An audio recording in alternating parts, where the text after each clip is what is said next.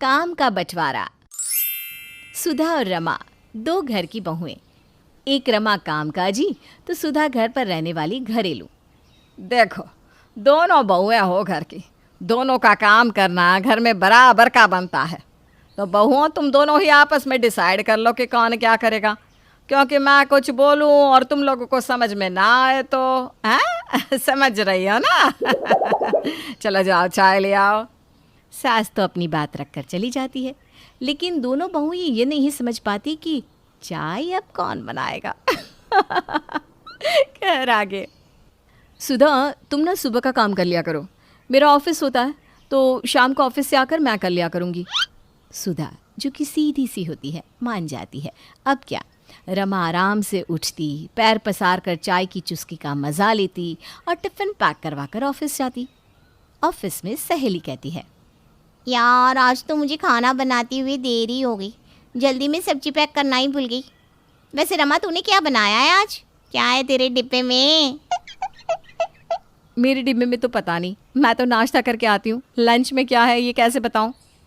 क्या बात है यार, कैसे नौकरी के साथ टिफ़िन, घर का काम, हाँ सब कुछ कैसे संभाल लेती है?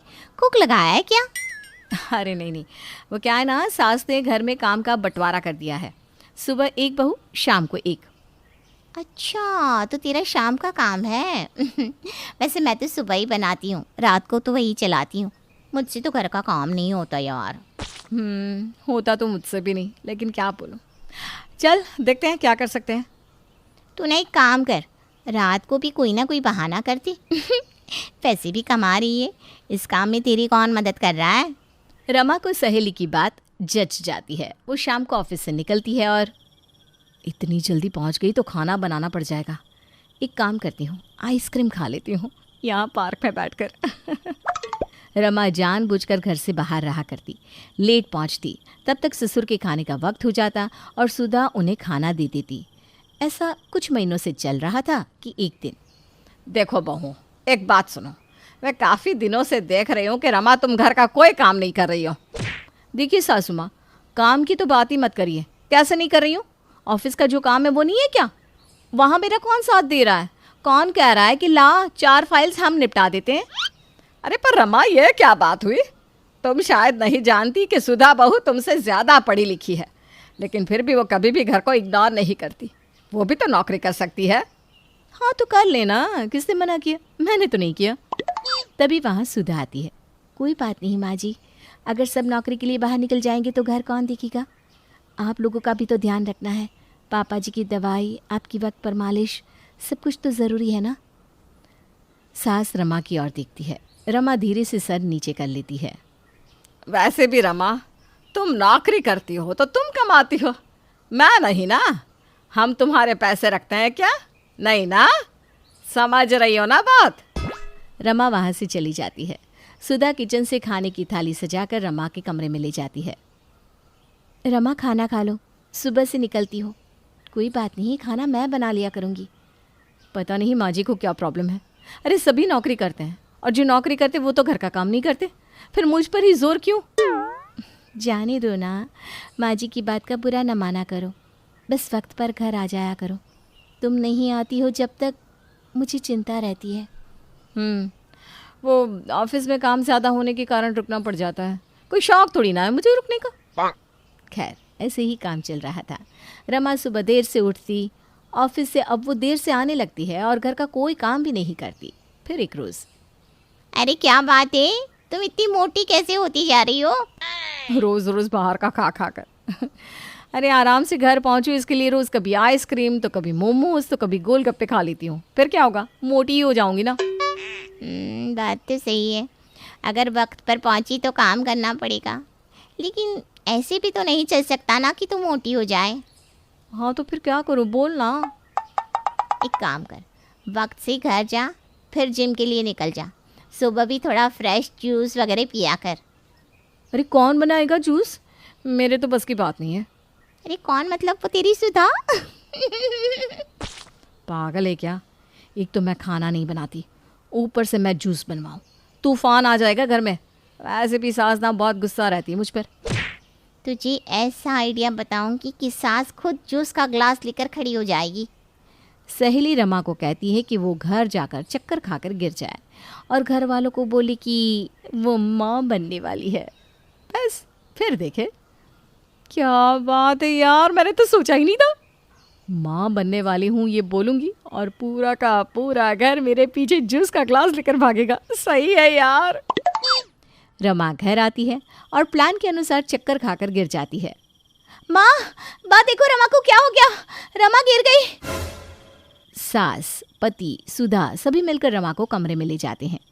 अरे कुछ खाया नहीं है क्या, जो कमजोरी आ गई? नहीं माँ जी, मैंने तो खाना खिलाया था।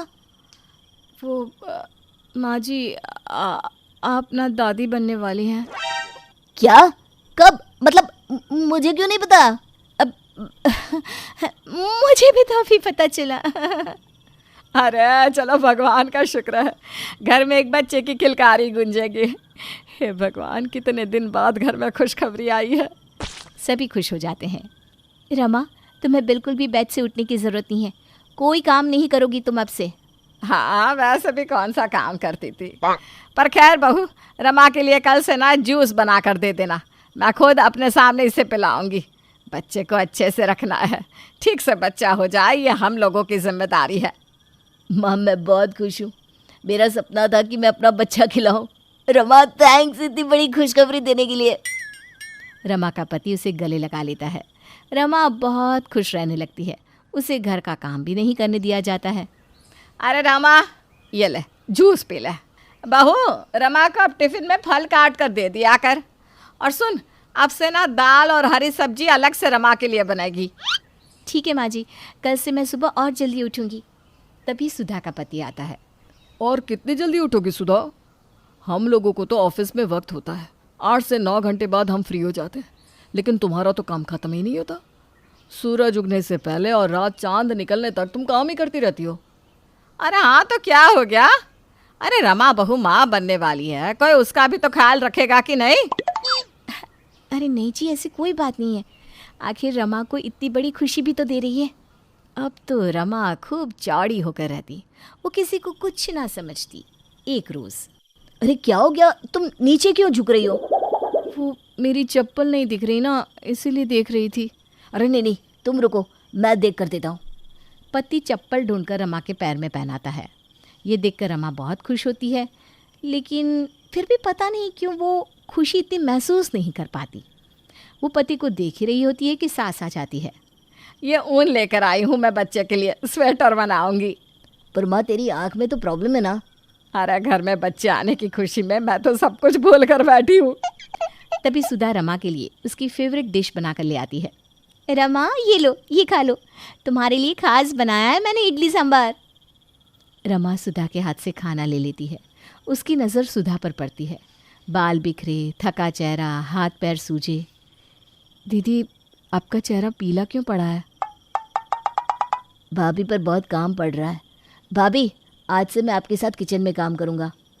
रमा परेशान हो जाती है। उसे समझ में नहीं आता कि वो काम ना करे इसके लिए कितना बड़ा गुनाह कर रही है। वो सोच ही रही होती है कि सुधा को चक्कर आ जाता है और वो गिर जाती है। भाभी क्या हो गया? माँ, मैं डॉक्टर को लेकर आ रहा हूँ। डॉक्टर घर आते हैं, सुधा को देखते हैं। बधाई हो, सुधा माँ बनने वाली है। अब से आप लोग इनका पूरा ख्याल रखना। सास खुश हो जाती है। एक साथ घर में 2-2 खुशियाँ। भगवान, क्या बात है, आपने तो इतनी खुशी दी है जितनी मुझे कभी नहीं मिली। लेकिन अब जब दोनों बहुएं माँ बनने वाली है तो घर का काम कैसे चलेगा? माँ जी, मैं सब कुछ कर लूँगी। रमा तो ऑफिस का भी काम करती है, कोई बात नहीं, मैं ठीक हूँ माँ जी। ठीक है सुधा, मैं भी तेरी मदद कर दिया करूँगी। ये सुनकर रमा रोने लगती है। अरे क्या हो गया रमा, सब ठीक है ना, परेशान ना हो। मैं और माँ जी मिलकर सारा काम कर लेंगे, तुम परेशान मत हो। माँ जी, मैं माँ नहीं बनने वाली हूँ, मुझे माफ़ कर दीजिए।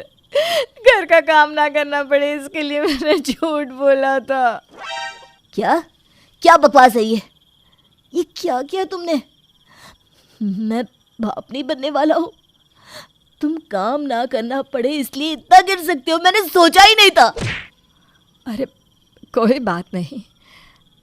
बात नहीं, चलो जो हो गया सो हो गया। अब सुधा बहू के साथ वही करना जो हमने तेरे साथ किया, ठीक है बेटा, हम सब तुझे तभी माफ़ कर पाएंगे।